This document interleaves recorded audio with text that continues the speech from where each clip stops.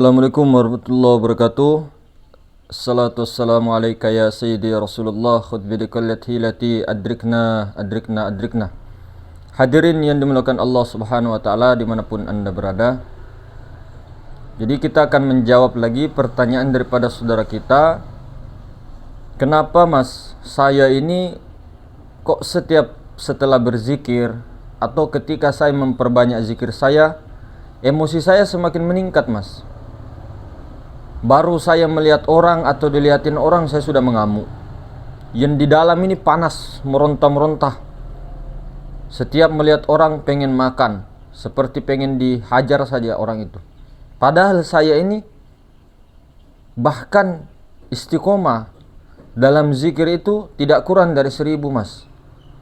Nah, hadirin yang dimuliakan Allah Subhanahu wa taala, kalau kita secara syariat dulu, secara yang di luarnya, itu sebenarnya hadirin semulakan, zikir itu memang panas, berenergi. Jadi panasnya itu memang membakar daripada kolbu kita. Jadi itu api zikrullah itu sangat panas memang. Jadi ketika kita hantam terus, nah itu memang panas. Makanya ketika setelah zikir tertentu itu jangan minum dulu, tunggu dulu sedikit, dingin 10 menit ke 15 menit baru minum. Nah itulah juga kenapa setelah berzikir, baik itu zikir tubuh, hati, nyawa dan apapun, itu perbanyak sholawat. Nah sholawatnya jangan yang ada Allahummanya, jangan yang ada lafaz Allah, karena lafaz Allah ini ismuz zat itu memang panas. Itu pembersihan, penyucian di situ, penyucian jiwa, pembersihan kolbu. Nah, ketika kita dalam pembersihan itu kan asbab-asbabnya secara syariat begitu. Secara syariat kita itu langsung minum. Kemudian yang kedua kita itu betul-betul dalam keadaan lalai. Dalam keadaan lalai. Yang ketiga kita tidak memperbanyak sholawat. Ataupun salawatnya itu malah salawat yang salawat Allahumma, apalagi ditambah dengan salawat nariyah, tambah panas. Itu secara syariatnya. Nah, secara hakikatnya apa? Apa sebenarnya? Kenapa kok saya semakin zikir, semakin mendirikan solat, semakin beramaliyah, semakin sombong, semakin angkara murka saya semakin merajalela? Kenapa saya semakin merasa paling hebat dan sebagainya, merasa paling pintar dan sebagainya, bahkan semakin emosi, semakin garang, pokoknya semakin semua. Apa yang salah? Secara asbabnya apa yang salah? Karena ini kita tarik ke diri kita ya, karena kita itu selama ini tidak pernah berzikir. Ini secara syariat dulu. Kita itu selama ini tidak pernah sholat. Kita itu selama ini tidak pernah sholawat. Kita itu selama ini tidak bertuhankan Allah. Kita itu selama ini tidak taat kepada Rasulullah. Lah kok bisa Mas? Saya mengamalkan ilmu syariat itu 5 waktu loh Mas. Sampai sholat sunnah. Bahkan saya sudah haji 3 kali Mas. Kok bisa Mas? Nah, seperti ini. Zikir. Ada zikir. Ada lafaz zikir. Kalau kita bagi zikir syariat, zikir hakikat lah. Ada solat zohir, ada solat batin. Ada mendirikan solat, ada solat. Ada mendirikan solat, ada solat. Mendirikan solat tuh yang 5 waktu, yang berdiri, ruku dan sebagainya, solat sunnah dan sebagainya, itu mendirikan solat. Nah, dirikanlah solat untuk mengingatku. Solat itu artinya terhubung kepada Allah. Berzikir artinya mengingat, ke dalamnya lagi sadar Allah. Kemudian bertuhan kepada Allah. ataupun meniadakan tuhan-tuhan palsu selain daripada Allah, hanya diyakinkan saja. Semua tidak bisa memberi manfaat mudarat selain daripada Allah. Oke, Allah yang mana? Nah, semua kendalanya karena kita itu bertuhankan hawa nafsu kita sendiri, menuhankan diri sendiri, bukan bertuhan Allah. Bertuhan ini jangan artikan bahwa sir itu bertuhan, tidak. Sir itu tidak bertuhan lah, jelas lah. Maksudnya kita ini nafs itu, jiwa itu. Nah, kita seolah-olah ikut sunnah Rasulullah. Kita seolah-olah taat sama Rasulullah. Tapi kita mengkhianati Rasulullah. Siapa yang sholat? Siapa mendirikan sholat? Selalu kita di depan di situ. Nur Muhammad Rasulullah yang sholat. Yang zikir itu Nur Muhammad.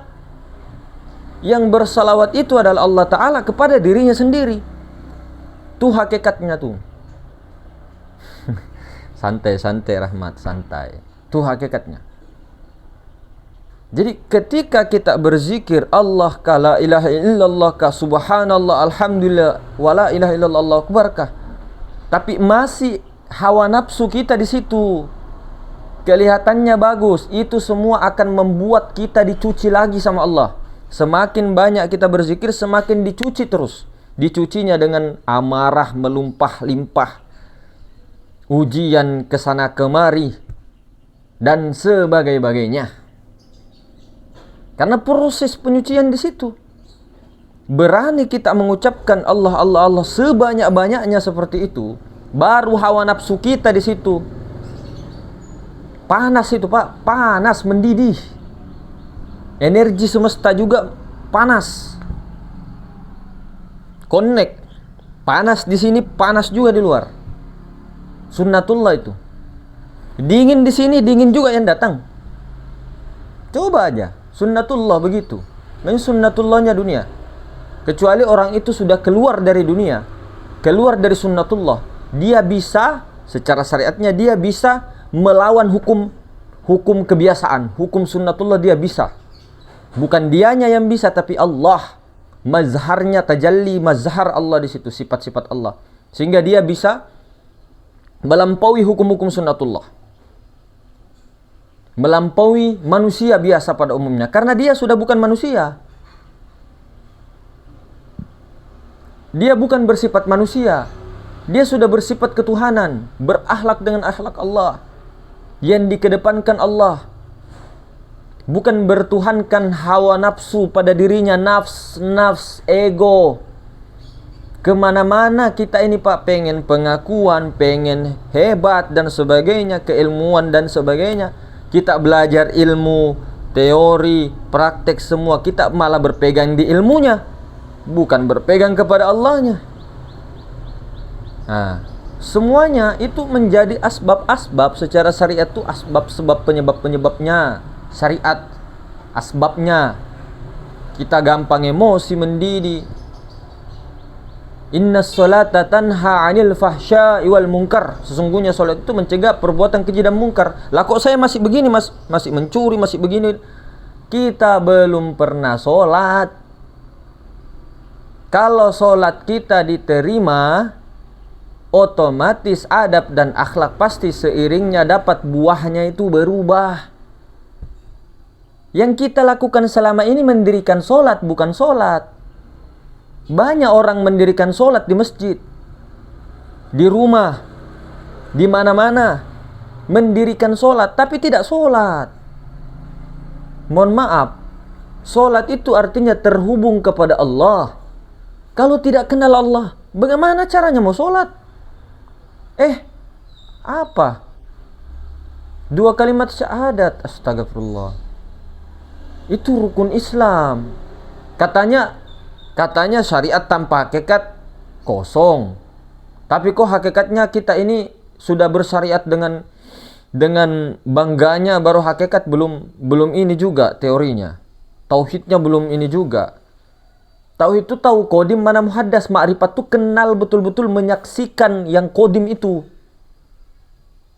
Tarekatnya masuk ke dalam diri dengan cara penyucian jiwa, pembersihan kolbu, masuk lagi ke dalam, tembus ke nurani, tembus ke Rabbani. Rabbani itulah yang sampai kepada Allah, melebur kepada Allah yang sebenar-benarnya. Perjalanan. Kalau kita begini terus, hadirin semuliakan, ini sudah ratusan tahun, berabad-abad lamanya, ratusan tahun ini ilmu mutiara tidak ditampakkan, disembunyi.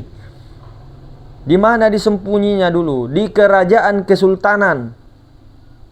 Tidak disebarkan di orang-orang yang umum, yang disebarkan hanya toriko-toriko muktabaro yang umum. Ini semua mulai dibuka, kita baru mau protes. Apa maksudnya ini? Hakikatnya lihat di mana-mana. Ilmu hakikat, ilmu tauhid, ilmu ma'rifat sudah dibuka. Untuk apa Allah pengen dikenal?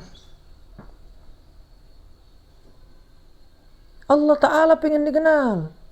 Kuntu kanzam makhfiyan. Aku adalah perbendaharaan tersembunyi. Aku cinta dikenal, aku suka dikenal. Kujadikan makhluk dari diriku sendiri. Denganku, dengan nurku, mereka mengenalku. Nah, tujuan kita itu yang paling pertama ma'rifatullah itu, Pak. Ya Allah ya Karim. Kita ngapain di dunia ini? Ngapain? Mau ngapa? Untuk apakah? Hah? Semua fasilitas-fasilitas itu kan kebutuhan. Supaya kita tidak kelaparan, tidak apa dan sebagainya. Mana tujuannya? Tujuannya menyaksikan Allah di dunia. Kalau di dunia kita buta, lebih-lebih buta di akhirat, Pak. Coba saja, duduk saja selama 1 jam, 2 jam, 3 jam, tidak gerak-gerak sama sekali. Sakitnya, siksanya minta ampun. Bagaimana kalau ketika di dunia ini, di alam syahada ini, di alam syahada ini, ruh terpisah dengan jasadnya, ruh kembali kepada Allah, jasadnya hancur. Kita merasakan jiwa. Jiwa itu nanti kalau pisah dengan ruh, pisah dengan jasad itu nanti jiwanya yang dicabut, itu nanti dikembalikan lagi kepada alam barzah itu, dikubur itu, dikasih masuk lagi ke jasad, ruh ya pulang. Jiwa ini. Jiwa yang kita ini nafs. Jasad tersiksa kita merasakan. Mampuslah kamu jasad, hancurlah kamu jasad. Jangan pisahkan jasad dengan ruhani. Ruhani itu Rasulullah. Rasulullah sudah kembali. Ruh.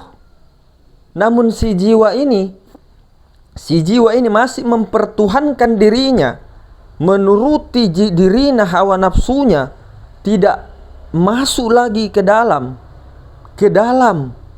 sampai ke dimensi ruhani Rasulullah dalam beribadah dan sebagainya. Habis jiwa ini. Kita merasakan. Coba aja begini terus sampainya 2 jam, 3 jam. Ini sampai kiamat dunia menunggu begini terus, buta, tuli, tidak bisa kemana-mana. Orang yang sudah jaya, orang yang sudah bertemu kepada Allah Subhanahu wa ta'ala sekarang sebelum ajalnya, alhamdulillah. Tapi jangan yakini bahwa jasad itu lebur, hancur, dihancurkan lagi kembali ke tanah. Oh, jangan juga begitu. Kalau sudah kenal Allah, dibawa ini jasad. Kata jasad, kenapa kau meninggalkan aku? Percuma kita di dunia sama-sama, baru kau tinggalkan aku. Apa itu? Ruhani dengan jasmani tidak boleh pisah. Jiwa kita inilah, ketika jasmani dengan ruhani pisah, jiwa merasakan sakitnya azab kubur. Tunggu itu sampai kiamat. Berapa tahun lamanya? Siapa yang tahu? Di alam barzah itu hak, Pak. Siapa bilang alam barzah tidak ada? Alam barzah hak. Namun orang-orang yang telah berjalan sekarang, dia telah mencapai daripada alam adia. Apa lagi mau di barzah? Dia sudah bebas semaunya, mau kemana nantinya di Jabal Qaf. Enak sudah, nikmat sudah. Kembali dengan jasadnya.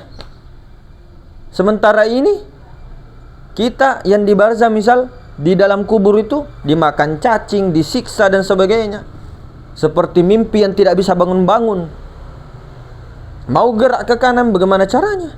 Orang kita tidak bisa kemana-mana. Ruh sudah dikembalikan. Ini tidak bisa. Jiwa. Bisanya bergerak kita ini jiwa karena adanya ruh. Nah ini di dalam kubur tidak pernah tidur lagi.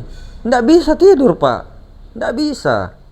Sampai nunggu terus itu. Itulah siksa kubur itu. Ngeri.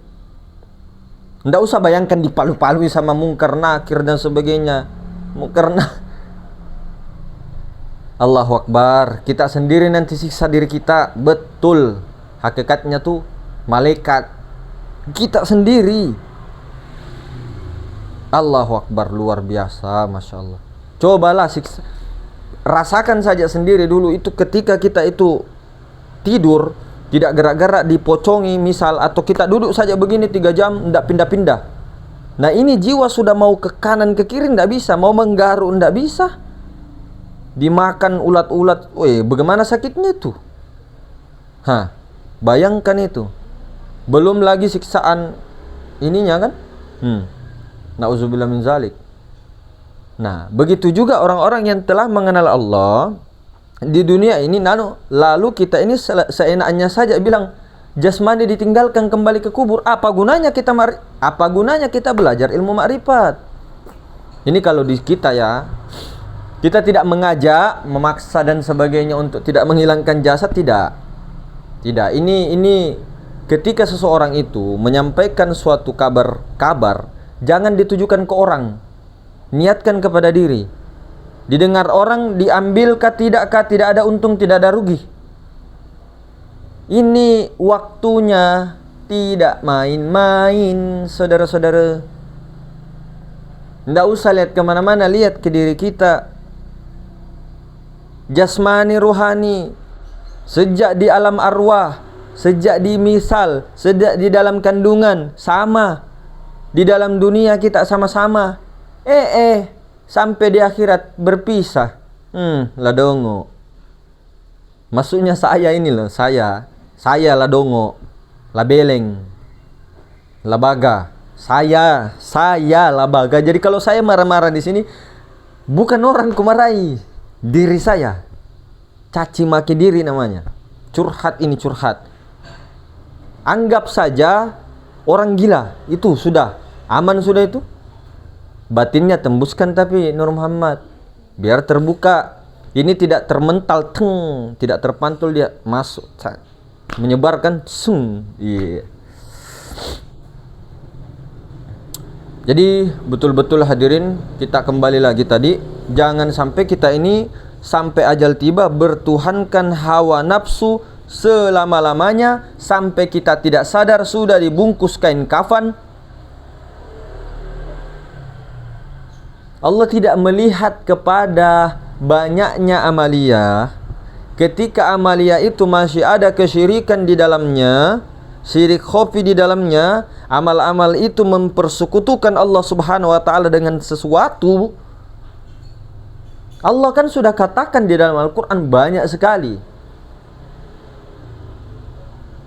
Dan dosa yang paling besar yang tidak akan diampuni adalah kesyirikan, hadirin. Kesyirikan itulah dosa yang paling besar. Tidak ada dosa melebihinya. Syirik itu menduakan Allah. Padahal kita tahu Allah la ilaha illallah wahdahu la syarika. La syarikalah, tidak ada sekutu dengannya. Maka yang ada sekarang ini, kalau amal-amal itu tetap dikerjakan, itu amal syariat, tidak berubah sama sekali. Oke, tapi kesyirikan di dalam diri kita itulah yang mau diberantas di bumi kita tercinta. Baik itu di seluruh dunia. Ini salah satu kunci yang sangat utama adalah iman. Adalah ilmu tauhid ketunggalan. Dengan membawa semua kembali kepada satu. Kembali kepada ketunggalan keesaan. Kalau orang-orang betul-betul itu kembali dengan fitrah suci dan sebagainya, masa ya mau ada iri, dengki, ini itu dengan golongan-golongan. Tidak mungkin. Kalau memang betul loh, kalau betul-betul duduk di ketunggalan. Tapi kalau hanya teori saja gampang aja, kita gampang emosi, gampang tersinggung, ceritakan orang, gibah orang, fitnah orang dan sebagainya. Tapi kalau duduk di ketunggalan mana ada begitu? Kalau cepat-cepat periksa diri kita. Oh salah, istighfar, astagfirullahaladzim. Salah lagi saya. Alihkan pembicaraan. Udah. Jadi betul-betul bagaimana kita ini betul-betul meneruskan sesuatu yang ada. Sebagai panji-panjinya Rasulullah, biar tegak panji-panji Rasulullah. Ini sudah berabad-abad, ratusan tahun sudah tersembunyi. Kalau kita diam sekarang juga, semua pun tidak mengurangi kekurangannya di TikTok untuk membahas ilmu-ilmu ma'rifat tauhid. Tidak akan. Sudah terlanjur zaman sekarang ini, Allah Subhanahu wa taala zohirkan semuanya. Siapapun yang menolaknya tidak akan bisa.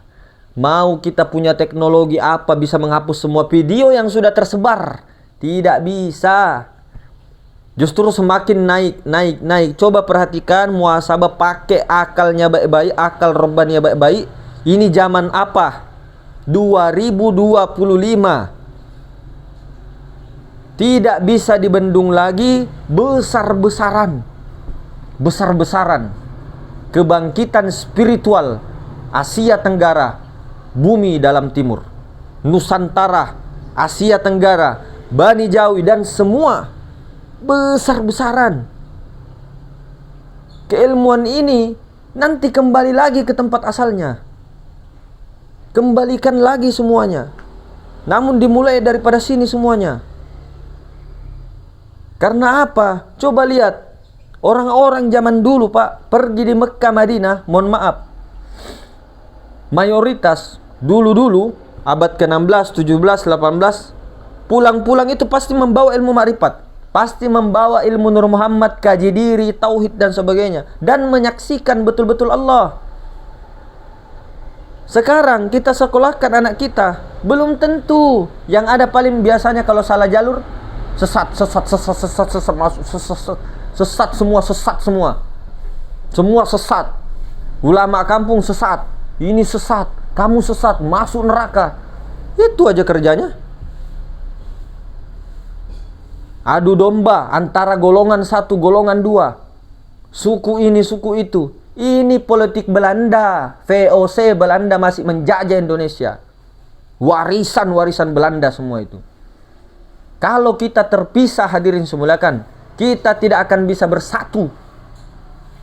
Tapi kalau kita semua bersatu, meskipun dalam keberagaman dalam pendapat dan sebagainya, kita duduk di ketunggalan itu, hadirin semulakan, siapa yang berani dengan Indonesia, Malaysia, Kalimantan, Kamboja, Brunei dan sebagainya? Semisalnya kalau kita cerita ke syariat begitu. Nah, pergerakan-pergerakan ini tetap akan seperti rayap. Rayap kecil. Tidak kelihatan, tapi akan semakin tumbuh. Jangan sampai kita menjadi penghalang asas itu. Kalau kita tidak mampu diam, kita diam sediam-diamnya. Bahkan sama istri diam aja sediam-diamnya. Tugas masing-masing. Tapi bagi penerus-penerus panji Rasulullah, ini sudah zamannya. Jangan diam. Bukanya kita tidak harus, oh kamu harus ikut, kamu enggak. Diri kita ini. Kalaupun kita bicara juga bukan untuk orang lain, bukan untuk diri sendiri. Orang lain dengar, ikut tidak ikut, karepmu. Bahasa Jawa nih, boso Jawa nih, ngono kui. Karepmu. Arep melu yo karepmu, ora melu yo karepmu. Embuh, wes. Itu kalau bahasa Jawanya ya. Jadi begitu. Pokoknya kita berhenti juga. Misal kita ini, misal ini semisal Ustadz Iswardi berhenti, Kiai Muhlason semuanya berhenti, saya semuanya itu, semuanya Buya Rozi semuanya berhenti, tetap ada juga, tetap ada, ndak bisa. Kalau kita mau sibuk, mau tutup mulutnya orang, ternyata kita salahkan, kita fitnah dia, fitnah beliau, digibahkan beliau, ternyata beliau penerusnya panji-panji Rasulullah, kita yang rusak. Muhasabah kita. Ayo kembali ke diri. Ayo yuk, waras yuk. Warasnya dengan akal robbaniyah yuk. Ayo kita masuk lagi. Iya. Jadi mungkin begitu hadirin semulakan, itu tadi. Kalau betul-betul daripada meleburkan diri kepada Rasulullah, rasakan Rasulullah sampai melebur kepada Rasulullah, betul-betul yang beramalia semua Rasulullah, yang berzikir Rasulullah, rasakan betul-betul sampai betul-betul fana di situ, fana kepada Rasulullah, sehingga tidak ada yang disaksikan selain daripada Rasulullah, fana kepada Rasulullah, baru Rasulullah itu menyaksikan Allah Subhanahu wa taala dengan sendirinya. Fanalah kepada Allah, baru tidak ada lagi yang bisa disebut-sebut. Bukan sesuatu. Tinggal berjalan, tinggal diistiqomahkan, tinggal nunggu ajal, sudah selesai. Amaliyahnya, syariatnya jangan ditinggal, tetap syariatullah, karena itu puncak. Syariat itu puncak. Jadi mungkin begitu hadirin semulakan. Assalamualaikum warahmatullahi wabarakatuh.